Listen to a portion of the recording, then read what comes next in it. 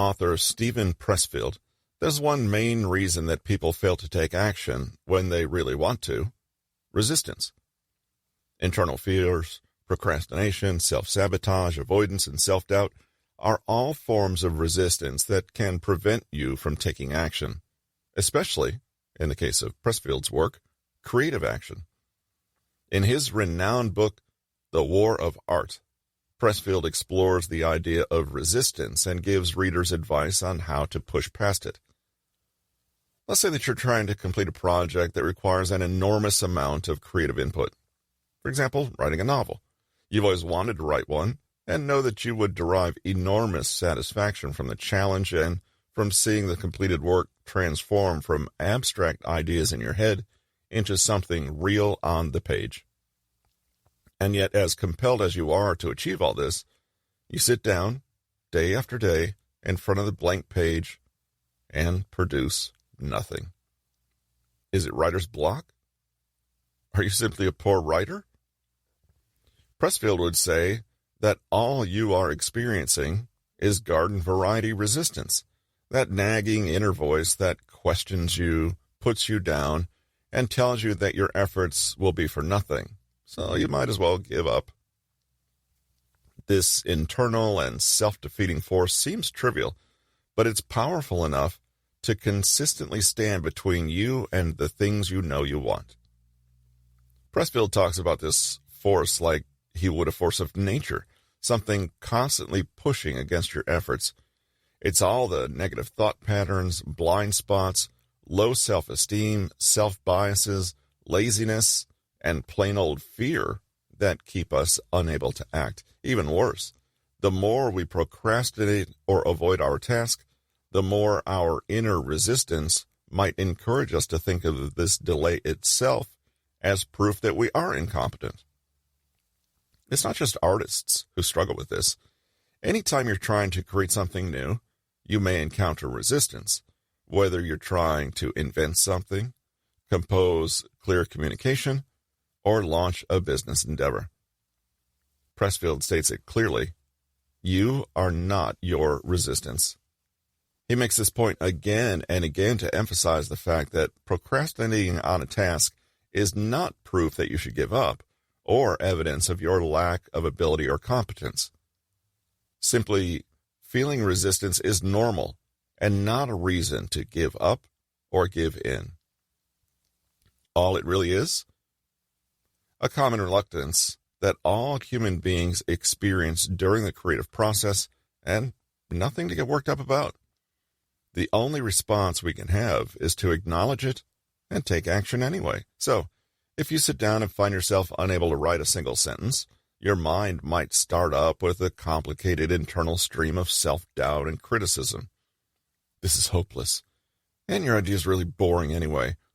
Why don't you wait till you have something interesting to say? Admit it, you have zero skill as an author. Oh my God, even if you did finish this stupid book, can you imagine how embarrassing it's going to be when everyone reads it? Okay, so you're encountering resistance. But what do you do once you realize this? Let's say you start psychoanalyzing yourself and trying to argue back the inner critic. Maybe you're this way because your parents always told you that artists are selfish and deluded. Maybe that's why. You are a talented author. You just need to believe in yourself. Maybe do some affirmations or something. Maybe it's because you never went to a university and you've got something to prove. Why have you always felt that others look down on you for that? But guess what? All of the above is still resistance. Talking about resistance is resistance. Feeling bad about having resistance? Also resistance. You might be wondering, well, what isn't resistance? Well, that's easy. Taking action. Wanting to figure out all the ins and outs of the emotional reasons why you're not taking action is just a trap in the disguise of a solution. If it isn't action, it isn't moving you forward. If you fret over why you're not taking action and get embroiled in complex explanations, justifications, and interpretations, recognize that this is just another form your resistance is taking. The longer you engage, the longer you delay in doing what actually matters, the work itself. Pressfield claims then that you are not the problems that stand in your way. The problems are the problems. Work the problems. That's all. Time spent on introspection, questioning, self-criticism, and so on is just time that could be better spent getting on with the work at hand. 2 ways to overcome resistance. Pressfield says that there are 2 main approaches you can take. You can wage war against your resistance, or you can befriend the dragon. Both techniques require that you externalize this resistance as something that is not a part of you or your process, and so it can be handled at a psychological distance. Option 1, wage war. Imagine, says Pressfield, that your resistance is a formidable dragon, and you, the artist, are a brave knight who has to vanquish the beast. You must fight it, and you must win. It may help to think of resistance as an enemy to vanquish because it can activate feelings of competition and opposition. Framing your mission in terms of myth this way triggers a deep psychological sense that you're not alone. After all, the knight is equipped with a sword and armor, maybe a trusty steed, and a powerful sense that good always triumphs over evil in the end. This is another psychological benefit, the feeling that you are ultimately good, and that you are valiantly questing against something that is unnatural and not at all a part of you. This framework provides a strong sense of energy, purpose, and power, and can speak to a part of yourself that wants justice and goodness, and wants to be strong and courageous in the face of something that would threaten everything you hold dear. It's worth mentioning that Pressfield is an ex-Marine, so you can understand why personal mythology like this would appeal so much to him.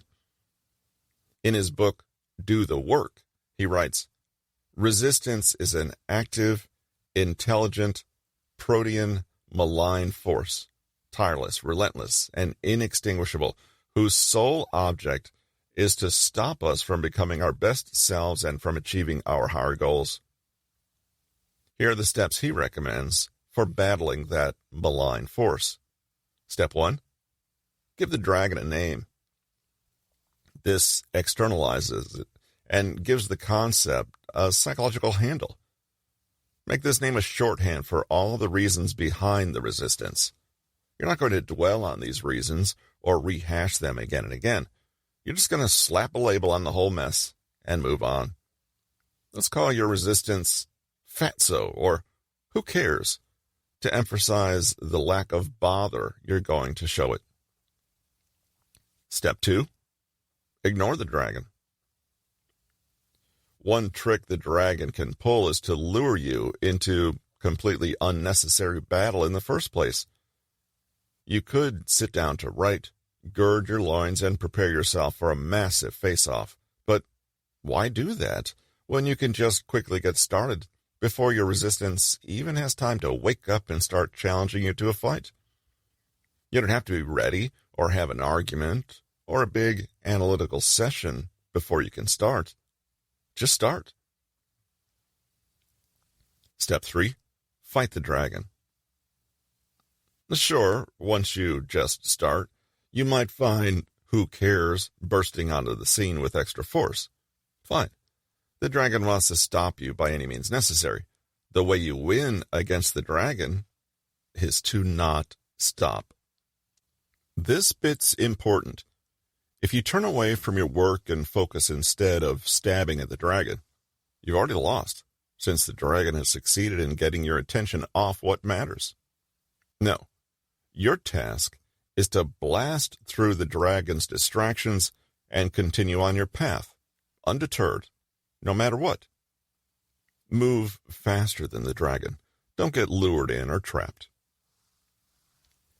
Step 4, take a break. Pressfield says, some days you win and some days you lose. Why you lost doesn't matter. It only matters that you start again. That said, you can take a break to recharge, regroup, and build your energy up. This is not the same as avoidance or procrastination. Instead, it's about temporarily relieving the pressure so you can recuperate. Go for a long walk. Give your brain some breathing room. Think of something else for a moment and return to your task later feeling refreshed. The truth is that warring with the dragon takes energy.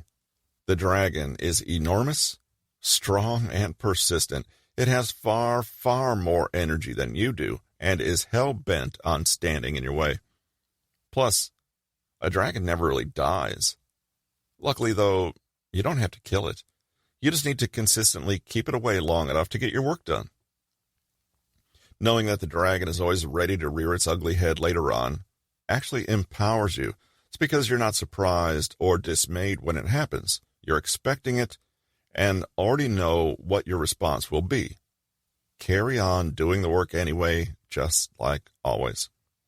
So you sit down to do some writing, but find yourself browsing nonsense online for a half hour before you realize what you're doing. You become aware that you've gotten distracted and feel a pang of shame, self-doubt, and all the rest flood into you. Oh, hello, who cares? I see it's you again. It takes enormous presence of mind and strength, but you look at all the feelings of guilt, doubt, and shame, shrug your shoulders, and turn away from them. Instead of going down some mental rabbit hole where you have an inner debate about screen addiction or ruminate over whether you should self-diagnose with demand avoidance, you put on your work hat and take action. At first, it's literally one sentence on a page, and it's not genius, but then you take a deep breath and write another. But there are people out there who are real authors, and what you're doing looks nothing like that. You hear this inner voice and ignore it. You don't argue with it. You just take a deep breath and put down a third sentence. This is what a daily battle against the dragon feels like. Option 2, befriend the dragon.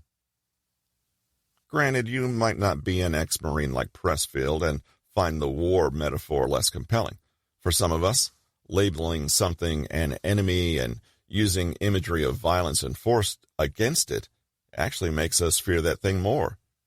We activate our stress response and make our experience a big problem when it really isn't.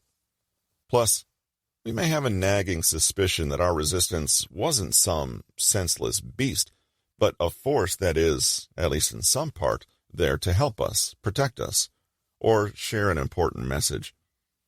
If this sounds like you, then it may be worth your while to befriend the dragon, rather than wanting to chop its head off. This takes the attitude that you and your resistance just have different opinions, but that this doesn't mean you have to go to war about it. Step 1, say thank you. Okay, so your resistance has made an appearance. Be grateful. Imagine that your resistance is actually trying to guide and protect you. It's not a nasty adversary, but a force that's deserving of our respect, attention, empathy, and understanding. Note, however, that this doesn't mean agreement or immediate acquiescence, only that you'll engage politely and give the resistance the civility it deserves. Step 2, actually listen. What is your resistance trying to tell you? This means not judging yourself for having resistance and not judging the resistance for existing at all. In fact, be curious about any judgment that comes up. Where did it really come from? What purpose does it think it's serving? You may discover these knee-jerk reactions come from past memories or old triggers. Step 3, ask the dragon useful questions. The dragon might have an important message or a much-needed lesson to teach you. The trouble with dragons is that they often want to talk about quite difficult, sometimes painful things. So we need to be very willing to listen and be honest about what we hear. This is not the same as agreeing with the dragon when it tells you that you're a loser and everything you do will fail. Rather, it's about understanding the nature of your more deep-seated concerns. Ask, what are you actually resisting? What's the dragon protecting you from? What does the dragon think will happen if you carry on down the path to the goal? What is the dragon afraid will happen? One good technique is to ask 3 questions in a row to get to the root of the resistance. For example, okay, who cares? What are you so afraid will happen anyway? I'm afraid that everyone will read this book when you're done. And so, what would it mean if everyone did read it? Well, it would mean that we'd be exposed and everyone would know what we're really like. And so what would that mean if everyone knew what we were really like? It would mean that they could reject us. We might lose friends or be abandoned. So, there is the root of the resistance. You cannot finish your book because if you do, it might mean you lose all your friends and are rejected and abandoned. So, the dragon is not a mindless menace getting in the way. It's just scared and trying to protect you from pain and trouble. Step 4, be discerning. Now you have to be very careful. We've already seen that it can be a trap to get too tangled up with the endless engagement with the dragon. So you have to consciously sort out the difference between irrational dragon worries and realistic concerns. Though your dragon can call your attention to something worth noting, it doesn't mean that it's wise. The wisdom comes from what you choose to do with certain negative thoughts and fears. When you are discerning, you hear the dragon's warning, people are going to reject you, and you pay attention, but you don't take it at face value. You ask, do I have evidence to believe this? What can I do practically to prevent this from happening? Is this really the big scary thing I think it is? Can I moderate this sentiment so it's more accurate? So when the dragon chips in with its fears and warnings, you are better equipped to respond to it by saying something like, sure, it's likely that not everyone will like my work. That's not the end of the world, and even if people don't like my novel, that doesn't mean they'll completely reject me as a person. Every author has their critics. That's normal and far from the end of the world. Step 5, keep taking action. Then you just get to work. The dragon will chip in again, and you'll say thank you, perhaps noting down its concerns and politely telling it you'll take a look later, once you've done your tasks for the day. Maybe the dragon flags a genuine weakness or blind spot for your attention, and that's great. But your main task in befriending the dragon is to dispense with their concerns in the most rational way and get back to work as quickly as possible. Summary.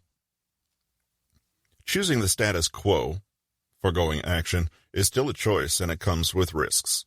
Sometimes it's the riskiest choice. There's no way to remain in your comfort zone and grow at the same time. So learn to take strategic, conscious, and deliberate risks with the understanding that it's normal to feel fear. Fear is normal, but it doesn't have to be in the driver's seat. Be courageous, not fearless. Identify your goals and appraise the risks to going for it, the impact the goal will have on you, and the cost of not taking the risk. Then, make a rational plan for how to mitigate those risks according to their probability of happening. According to Grant Cardone, there are 4 main levels of action: doing nothing, retreating, taking normal levels of action, what most people do, and taking massive action, what the truly accomplished people are willing to do. Nothing worthwhile in life comes by accident, but by taking action. The greater the action you take, the bigger the chances of success. Take average action, you get average results. Take responsibility for your goals and consistently choose to do more than the average person will. Take massive action and psychologically resign yourself to the fact of hard work. One reason for self-sabotage is resistance. The negative thought patterns, blind spots, low self-esteem, self-biases, laziness, and plain old fear that keep us unable to act. But you are not your resistance. Either wage war against your resistance or befriend it and gradually listen to what insights it has to share. Either way, take charge of your process and keep taking action no matter what. This has been Think Less, Do More.